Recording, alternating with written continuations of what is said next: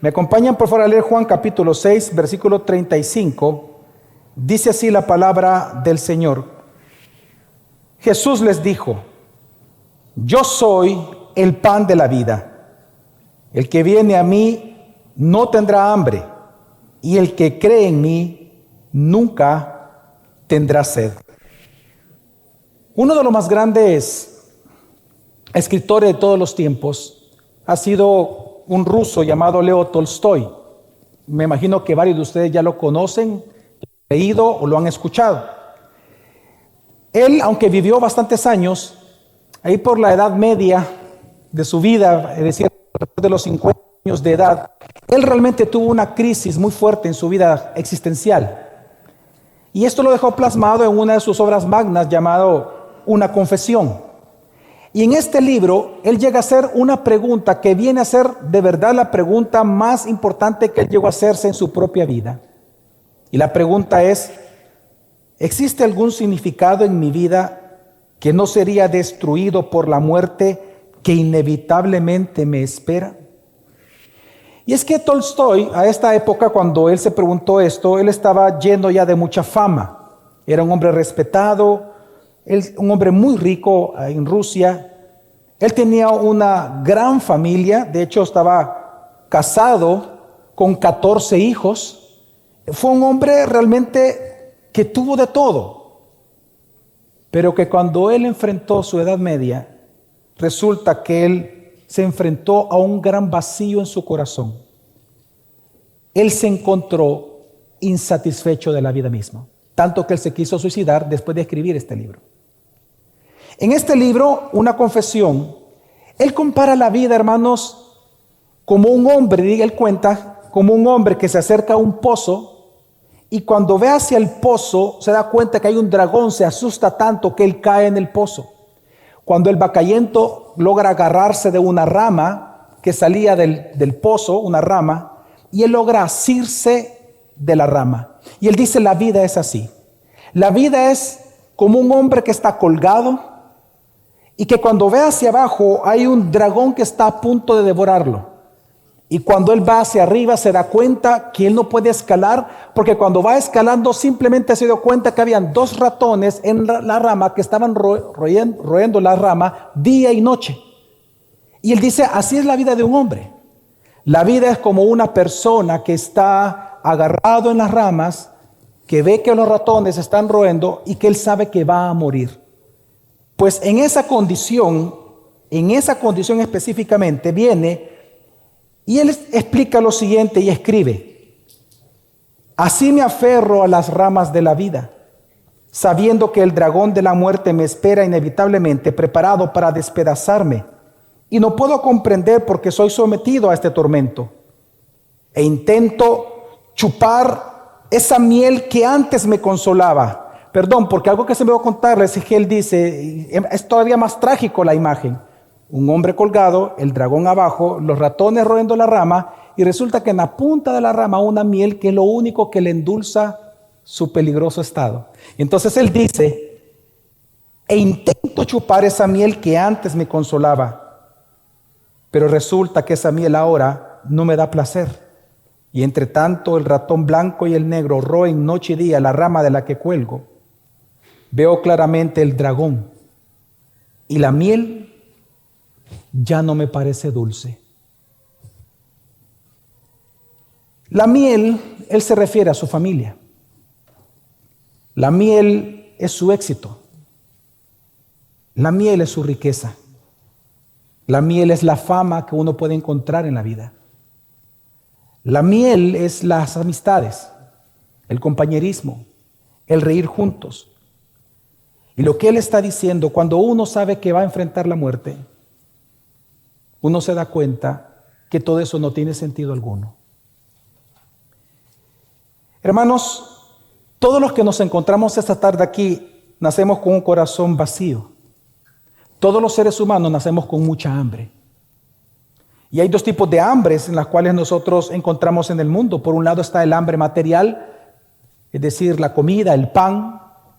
Pero por otro lado está también el pan o el hambre de tipo espiritual, el hambre del alma, El hambre con el cual el ser humano nace por un hambre de significado, un hambre de propósito, un hambre de sentido. Y resulta que en la vida misma, entonces tratamos de satisfacer ambas necesidades. Por un lado, estamos en la necesidad de siempre poder comer los 3 tiempos de comida, pero también nosotros buscamos en el día a día tratar de satisfacer el alma, el hambre que nuestra alma y nuestro espíritu tiene, con diferentes clases de pan que encontramos en este mundo. Pero resulta que cuando uno va avanzando en la vida se da cuenta que ese pan de ninguna manera sacia nuestra gran hambre espiritual. Por eso es que en este texto que estamos leyendo, Jesús, a través de este discurso, Él presentándose como el pan de la vida, Él nos enseña, hermanos, que Él no solamente es nuestro Salvador, no solamente es el que perdona tus pecados, sino que resulta que Él te salvó para llenarte y satisfacerte de significado para siempre. Y por eso Él se presenta como el pan de la vida.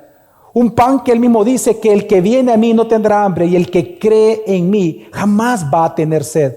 Porque Él no solamente se presenta como el Salvador de tu vida, sino como aquel que la llena de tal manera que tú vas a estar satisfecho en este mundo y que no hay nada, ni hijos, ni familia, ni dinero, ni fama, nada que se compare a la plenitud que encontramos en Cristo Jesús, porque Él es el pan de la vida. Por eso es que en el sermón de esta tarde mi intención es convencerte a que busques la satisfacción que solo Jesucristo regala, porque solo Jesús la puede dar. Pero para eso tenemos, hermanos, para poder entender la belleza y poder capturar la belleza de este texto, realmente tenemos que comprender todo su contexto, porque el contexto marca precisamente el por qué Él se llama el pan de la vida. Así que le voy a pedir que me acompañe a estar revisando la Escritura. Al inicio del capítulo 6, por ejemplo, nos damos cuenta, si usted lo ve simplemente ahí rápidamente, del versículo 1 al 15, lo que nosotros encontramos es que el capítulo 6 inicia con el milagro de la alimentación de los 5,000. Un milagro que los 4 evangelios lo narran y nosotros estamos muy familiarizados con este milagro. Solo para recordar algunas cosas que dice el texto, Juan dice que era el tiempo de la Pascua, y esto es importante porque recordemos que en la Pascua la característica es que ellos comían y bebían para celebrar la liberación del pueblo hebreo de Egipto. Así que se celebraba con pan y con vino. Entonces él dice que en ese tiempo es que se da esto. Lo interesante es que en el versículo 6, sí, el versículo 6, Jesús pone a prueba a Felipe y Andrés y él hace una pregunta a ellos y les pregunta prácticamente cómo el hambre de esos 5,000 iba a ser satisfecha. Ve usted la pregunta, cómo Juan va preparando el momento para llegar al pan de vida. Él dice, Jesús les pregunta a ellos, ¿cómo creen ustedes que el hambre de todos estos 5,000 va a ser satisfecha? Y Felipe y Andrés ambos fallaron la prueba, porque la respuesta tendría que haber sido, tú eres el que va a satisfacer el hambre. Pero ellos comenzaron, uno dijo, bueno, no tenemos el dinero suficiente, el otro dijo, no alcanzan estos panes y estos peces. Ambos fallaron. Pero entonces, si seguimos la lectura, nos damos cuenta que Jesús hizo el milagro. Y todos fueron saciados. Y cuando todos fueron saciados, la gente inmediatamente exclama ante Jesús diciendo, verdaderamente este es el profeta que habría de venir. Claramente esta es una referencia a Deuteronomio 18, en donde en aquel momento Dios prometió que iba a haber un día en que un profeta como Moisés iba a ser levantado en el mundo, que iba a ser el libertador de todo su pueblo una vez más. Y por lo tanto, el profeta, el pueblo judío estaba esperando como un gobernante. Y resulta entonces que ellos, al ver que hizo el milagro, como Moisés hizo el milagro, y muchos milagros, entonces pensaron que Jesús era este profeta, mas sin embargo lo quisieron hacer rey de manera inmediata. Y por eso, porque Jesús vio que lo querían hacer rey, simplemente huyó inmediatamente. Luego vemos nosotros, si seguimos la lectura, el 16 en adelante, nos damos cuenta de que viene el gran milagro de que Jesús camina sobre las aguas. Resulta que los discípulos, luego de esta alimentación, se pasan al otro lado del lago.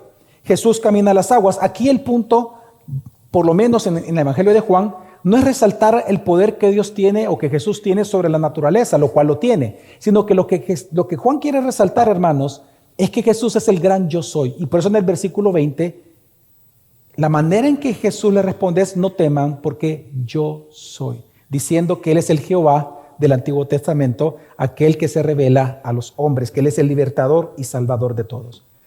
Pero entonces, en este contexto, resulta que dice que al día siguiente la gente buscó a Jesús. Y resulta que cuando lo buscan, ellos le preguntan: ¿por qué estás de este lado?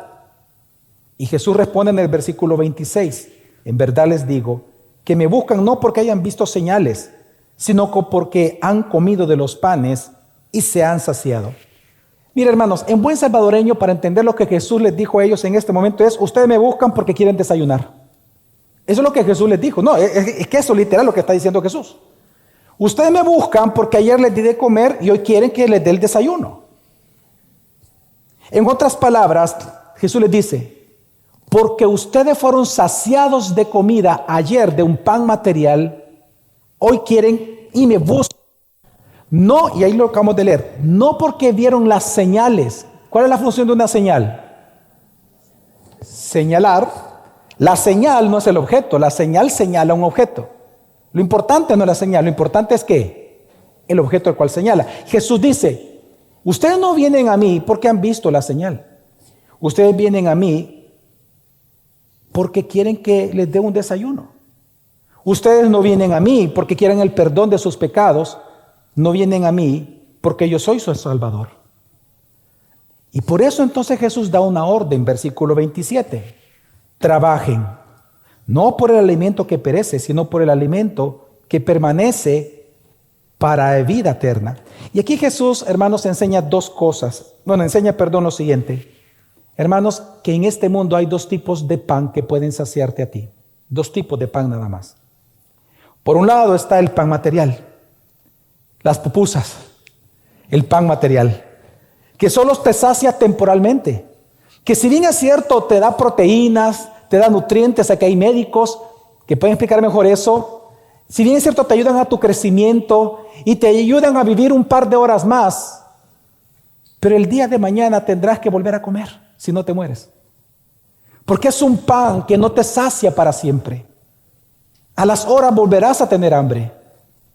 Y Jesús precisamente dice: trabajen no por el pan material únicamente, sino por el pan espiritual.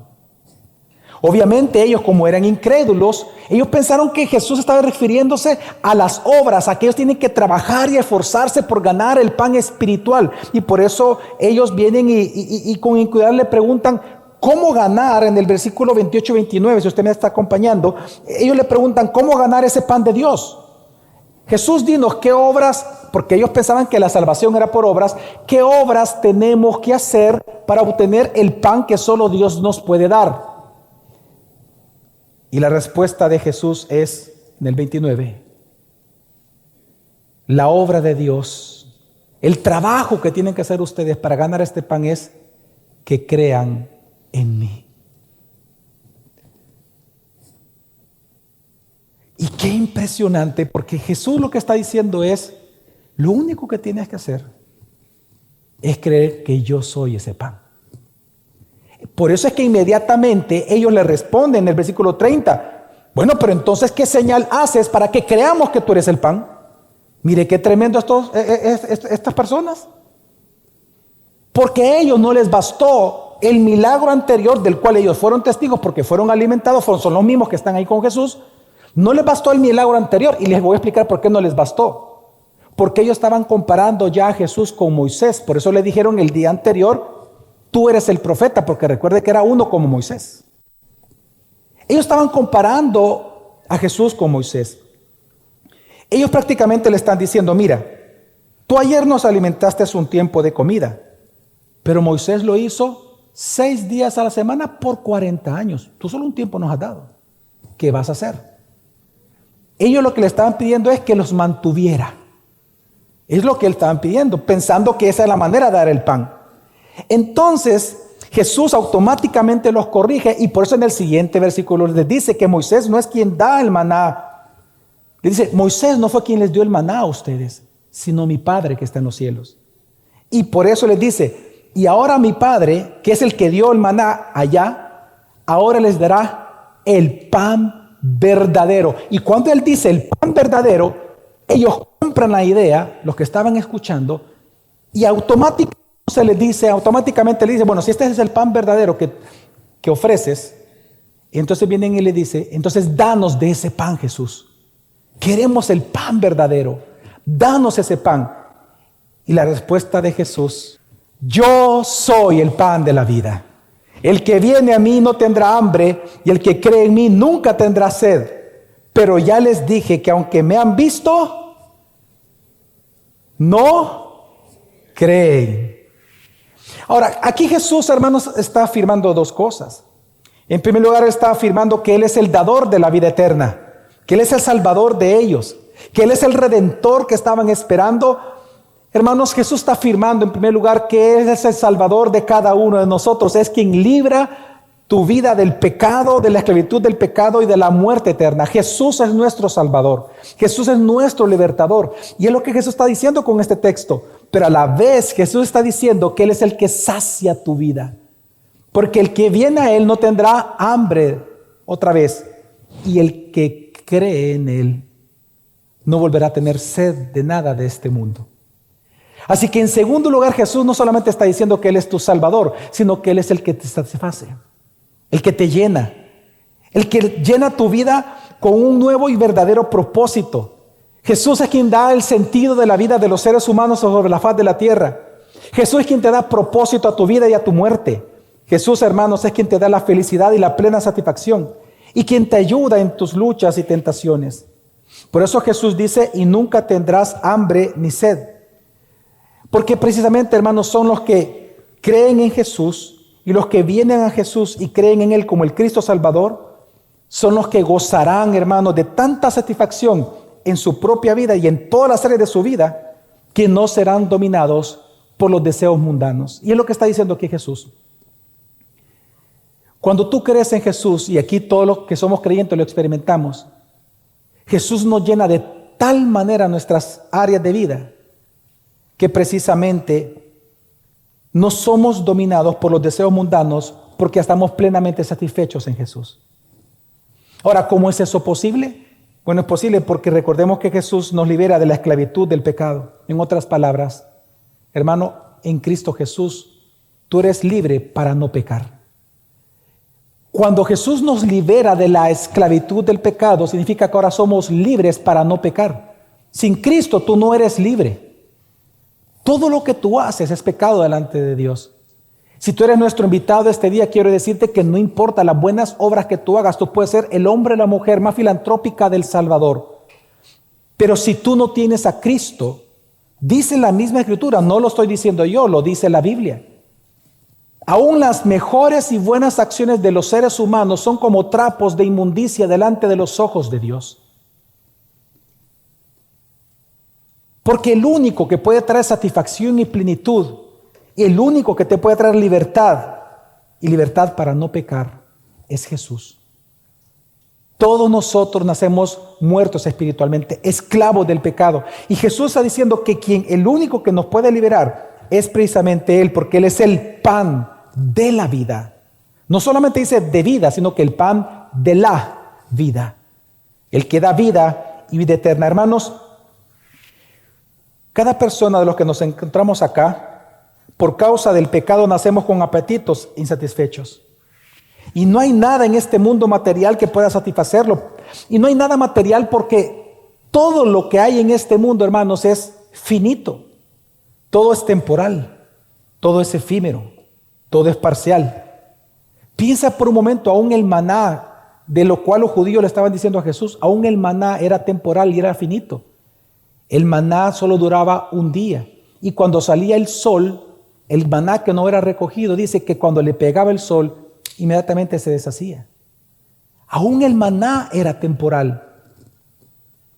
Todo en esta vida es temporal. Por eso el predicador en Eclesiastés llama a todas las cosas de este mundo y a la vida misma bajo el sol, le llama vanidad de vanidades, porque todo es temporal. ¿Por qué? Y aún el maná, ¿por qué? Porque todo apunta a algo. El único que es eterno y que te puede dar vida eterna y satisfacción eterna es nuestro Señor Jesucristo, porque Él es el pan de la vida.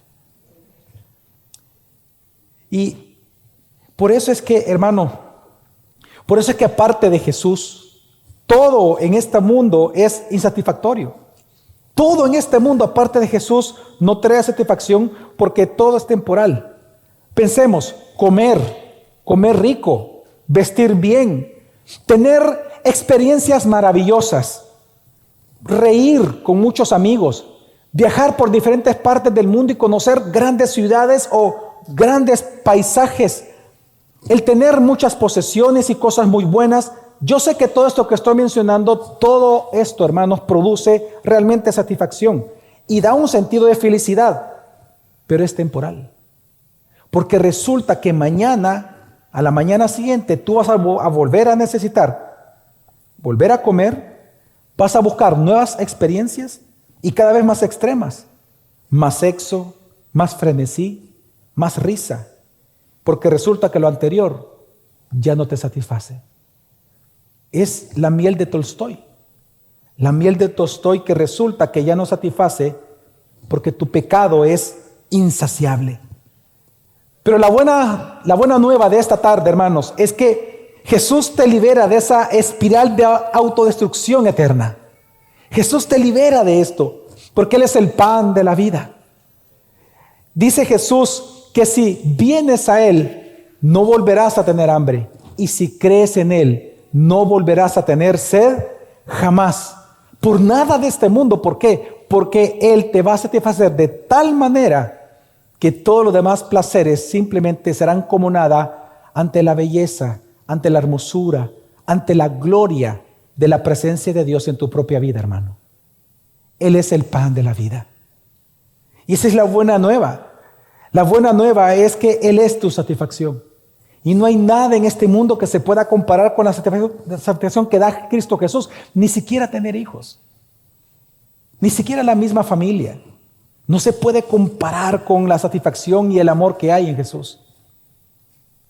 Es más, Jesús produce tal satisfacción que no importa que venga la situación más difícil a tu vida, porque estás pleno en Él. La forma en que verás tu sufrimiento será de una manera que le dé gloria al Señor. Hay un ejemplo que nosotros conocemos de un hermano nuestro llamado Horacio Spafford. Él fue el compositor de varios himnos, pero hay un himno que nosotros cantamos y es un himno muy hermoso. Un himno que en español se traduce como estoy bien, gloria a Dios. Un himno muy hermoso, pero que nosotros conocemos cómo fue que lo escribió. Pero hoy quiero dar un poco más de detalle de cosas que he dicho en otras ocasiones, porque a mí me impresiona, porque en él se puede ver claramente lo que sucede en tu vida y en mi vida cuando Jesús plenifica y llena tu vida con Él. Horacio Spafford, recordemos que él fue un hombre que tenía una esposa con 4 hijas. Él era un empresario, abogado de profesión, nacido en Nueva York, en los Estados Unidos. Un hombre que sirvió muchísimo, un hombre muy piadoso. Él era uno de los servidores de la iglesia donde él se congregaba en Nueva York. Una iglesia muy famosa en aquel momento, de los mejores predicadores que ha habido en Estados Unidos. Un hombre de verdad muy piadoso. Y resulta que él tenía 4 hijas, una de 11, una de 9, una de 5 añitos y una niña de 2 años. Pues resulta que él los envía en un viaje por barco, en aquel momento por barco, a Europa.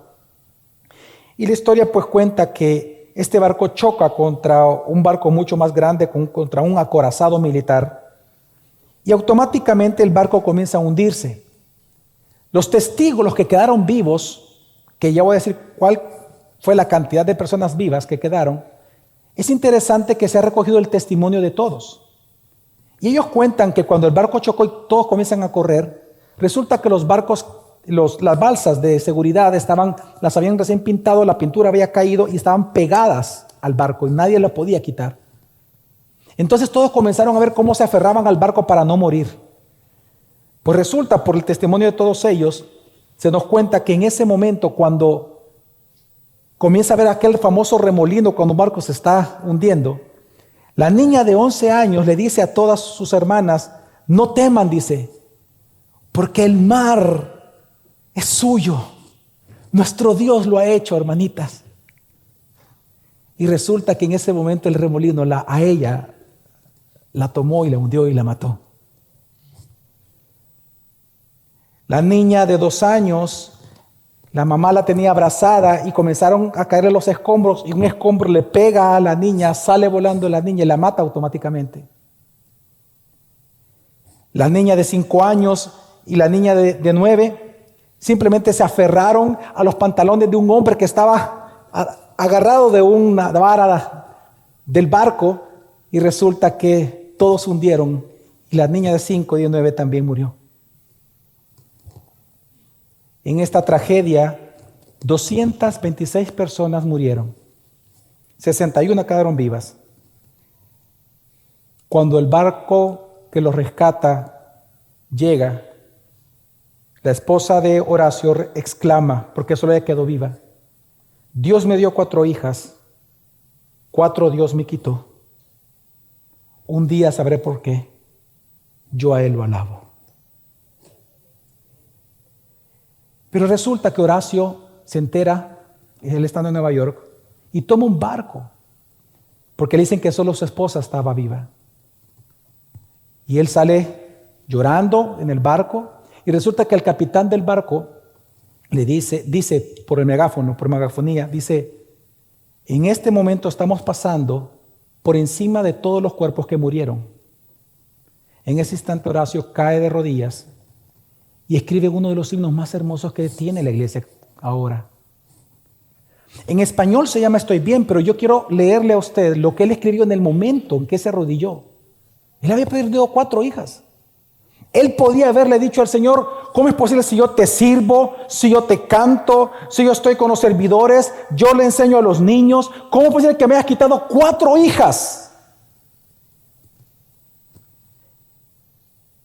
Pero cuando él se arrodilla, él escribe lo siguiente. El himno original, la transliteración al español literal dice así: cuando la paz como un río atiende mi camino, cuando las penas ruedan como las olas del mar, cualquiera que sea mi parte, tú me has enseñado a decir: está bien con mi alma. Aunque Satán golpee, aunque vengan las pruebas, esta bendita esperanza está al control, que Cristo ha observado mi desesperada situación y ha derramado su propia sangre por mi alma. Mi pecado, la dicha de este glorioso pensamiento, mi pecado, no en parte, sino en su totalidad, está clavado en la cruz y ya no la cargo más. Alaba al Señor, oh alma mía. Oh Señor, apresura el día en que vea mi fe. Las nubes se enrollarán como un pergamino, la trompeta resonará y el Señor descenderá. Allí entonces estaré bien mi alma. Tiempo después de esta tragedia, la hermana de Horacio cuenta que ella recibió una carta cuando él llegó a Europa a encontrarse con su esposa. Horacio le escribió a su hermana. Y una porción de esta carta dice lo que le escribió Horacio a su hermana: el jueves pasado navegamos sobre el lugar del naufragio en medio del océano, las aguas de 3 millas de profundidad. Pero yo no pienso en nuestros seres amados como que si estuviesen allí. Ellas, hablando de sus hijas, están a salvo, cubiertas en los brazos de mi Cordero. Hermano, ¿cómo es eso posible? ¿Cómo es posible que un hombre que haya sufrido tal tragedia tenga tal satisfacción de la vida? Y su historia no termina ahí. No lo voy a contar todo, pero resulta que después, años después, él tiene 4 hijos, pero el primero también muere. Volvieron a tener otros 4. Y él nunca dejó de componer al Señor. ¿Cómo es eso posible? ¿Cómo es posible? ¿De dónde viene tal satisfacción de la vida, hermanos? Viene de Jesús. Porque Él es el pan de la vida, quien prometió: el que viene a mí no tendrá hambre, y el que cree en mí nunca tendrá sed, jamás. Por eso es que nosotros, hermanos, todo el tiempo decimos: congrégate, escucha, discipúlate, porque es Jesucristo alimentado nosotros de su palabra, el cual nos sacia todo el tiempo, y su Espíritu Santo fortalece nuestra alma, no importa cualquiera que sea tu circunstancia. Ahora, la pregunta es obviamente: pero pastor, ¿y qué garantiza que Jesús realmente va a cumplir también eso en mi vida? ¿Qué garantiza que Jesús realmente va a cumplir que si yo creo en Él, mi hambre y sed por este mundo va a ser saciado? Porque yo sé que aquí varios tenemos hambre y sed. Algunos pueden tener hambre y sed del mundo. Tal vez tú, tu soledad, la estás tratando de complacerla con el sexo, otra vez la estás complaciendo con la fama o con contactos y amigos, tal vez con tu profesión, y eso es lo que te convierte a ti en un adicto al trabajo. Yo no lo sé con qué tú estás lidiando. Tal vez es con las drogas, tal vez es con algún vicio, tal vez con algo que te domina, con algún ídolo, no lo sé. Pero lo que sí sé es que mi Señor te promete que si vienes a Él, esa hambre va a ser saciada, y si crees en Él, tu sed va a ser saciada. La pregunta es: ¿qué te asegura eso a ti? Pues la garantía que Jesús te da, Él lo dijo del versículo 37 al 40, que lo vamos a leer, y dice así: todo lo que el Padre me da, vendrá a mí, y al que viene a mí, de ningún modo lo echaré fuera. Porque he descendido del cielo, no para hacer mi voluntad, sino la voluntad del que me envió. Y esta es la voluntad del que me envió, que de todo lo que Él me ha dado, yo no pierda nada, sino que lo resucite en el día final. Porque esta es la voluntad de mi Padre, que todo aquel que ve al Hijo y cree en Él, tenga vida eterna, y yo mismo lo resucitaré en el día final. Hermanos, ¿sabe cuál es la garantía de que Jesús cumpla sus promesas como el pan de la vida en tu vida? La gran doctrina de la elección incondicional de Dios, la gracia irresistible y la preservación de los santos. ¿Sabe cuál es la garantía que Jesús está hablando acá? Tu garantía es la elección incondicional que el Padre hizo para salvarte, que el Padre es quien te trajo a Jesús. Y como el Padre fue el que te trajo a Jesús, fue que su gracia se volvió irresistible para ti, esa gracia salvadora. Y por tanto hoy Jesús no tiene otra opción que complacer al Padre.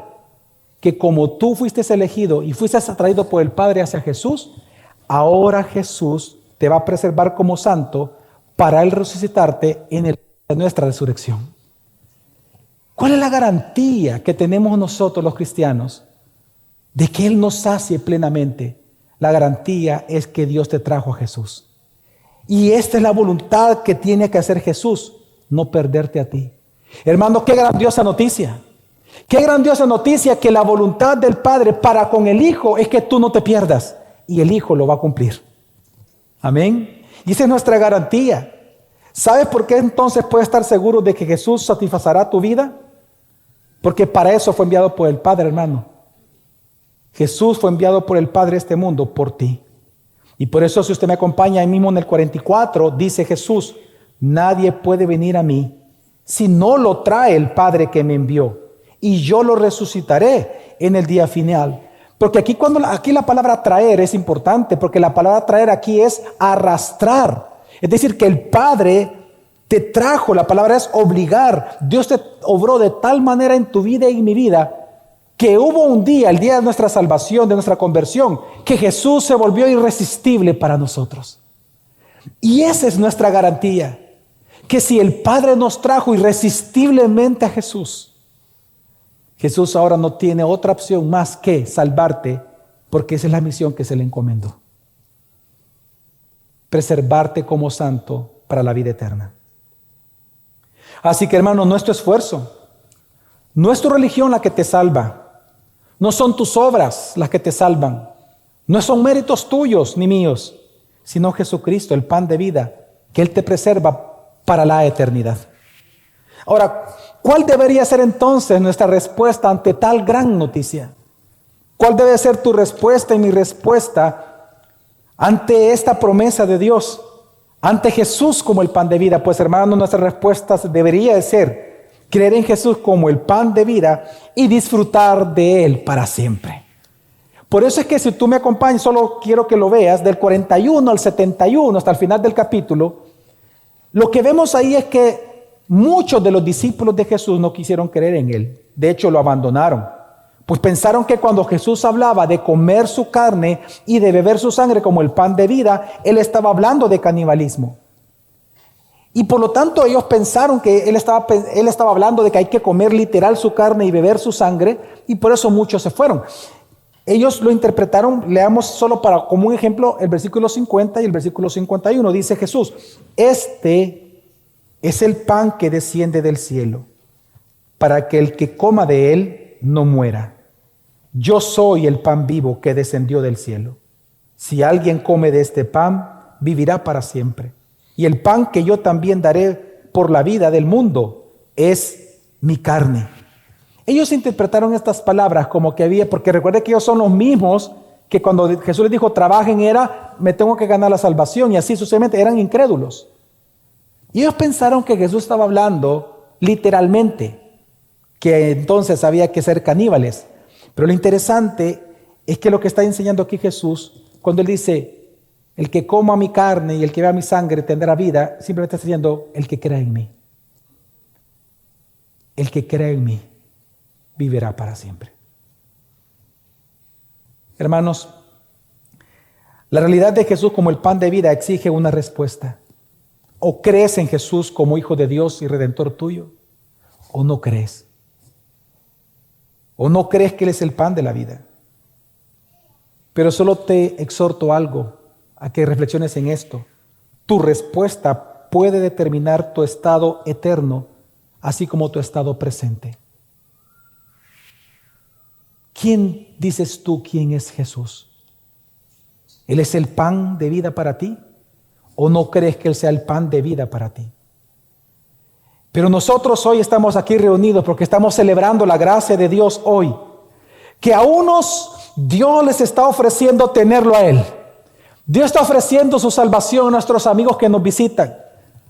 Amigo, amiga que tú nos visitas, ¿de qué sirve, como dijo Jesús, que ganes todo el mundo, pero si no tienes al que gobierna este mundo? ¿De qué te sirve ganar el mundo entero si tú no tienes al que creó el mundo entero?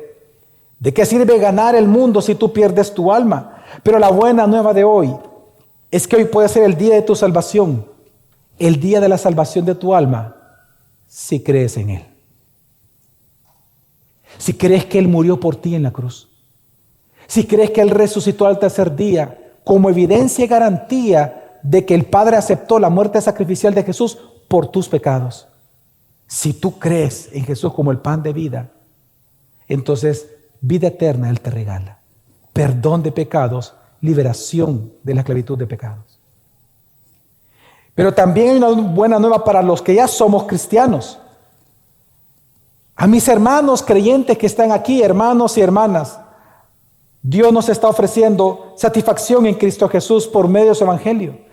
Dios te quiere satisfacer por medio de sus dones, por medio de su gracia, de su bondad, de seguridad y plenitud. Por tanto, hermano, no sustituyas la grandiosa gracia de Cristo por panes de este mundo que no te sacien. Tú vas a enfrentar cada día un hambre. Cada día vas a ser tentado con el pan de este mundo. Llámele como quieras, diversión, dinero, cualquier distracción que el mundo ofrece. Eso no te va a saciar porque al día siguiente vas a querer más de eso. Eso lo dice Proverbio, la sanguijuela tiene 2 hijas, dame y dame. Está diciendo que el alma es insaciable. Por más bienes materiales que tengas, no hay nada que te pueda saciar excepto Jesús. Por lo tanto, solo Jesús puede salvarte, sí, pero también solo Jesús puede llenarte de propósito, de sentido, identidad en Él. Así que, hermano, cree y disfruta la satisfacción que solo Jesús te regala, porque solamente Jesús te salva y solamente Jesús te transforma. Amén.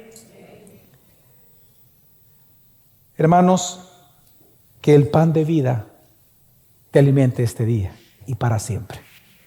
Fíjense que he estado meditando, hay un poema, a mí me gusta mucho leer poesía o escuchar, no hay mucho cristiana. Bueno, entonces cuando uno encuentra algo bonito, pues uno lo recomienda y he estado luchando durante el sermón porque lo tenía para el sermón, lo leí. Es un poema muy sencillo, escrita por una hermana nuestra, pero que describe muy bien por qué celebramos la Cena del Señor. ¿Me permiten leerlo, hermanos? Pequeño poema, dice: estropeado y marcado por el tiempo, no despertó interés en el subastador.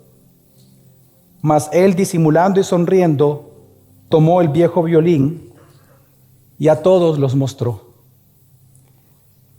¿Qué me ofrecen por este instrumento? ¿Quién va a ser el mejor postor?, preguntó. $1, ¿1? ¿Alguno ofrece $2? $2. Alguien 3 ofreció. ¿3? Por 3 el violín doy. Entonces un anciano de cabello gris se acercó lentamente, arco y violín. El polvo del vetusto violín limpió, las cuerdas flojas con cuidado ajustó, y una melodía dulce dejó oír, que cual son de ángeles a todos pareció oír. Al cesar las notas, el subastador con grave voz preguntó: ¿ahora cuánto dan por este violín? Y en alto el instrumento levantó. $1,000 por ahí. ¿Quién me ofrece más? 3,000. Por 3,000 el violín se va. Hubo ovaciones, pero alguien preguntó: ¿pero cómo puede ser que cambió su valor? ¿Por qué de pronto su valor aumentó? Y al instante una voz muy clara se oyó: es que la mano del maestro lo tocó. Al igual que aquel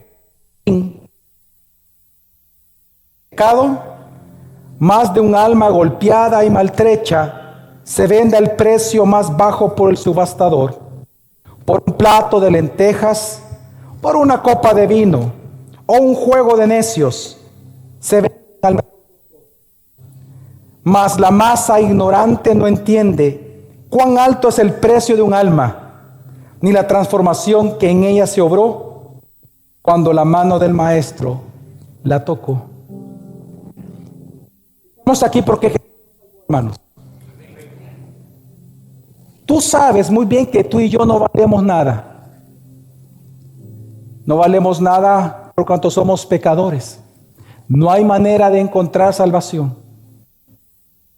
Pero Jesús te encontró a ti y a mí y nos dio valor, tanto como su sangre. Y Él ha transformado tu vida y la sigue transformando. Nuestra vida, como un viejo violín, toca grandes armonías, mas la gente no se da cuenta que porque el Maestro nos toca a nosotros. La gloria siempre es de Jesús, hermanos, y por eso estamos aquí reunidos. Así que alimentémonos de Cristo este día, espiritualmente, tomando los elementos y señales que lo indican hacia Él. Amén.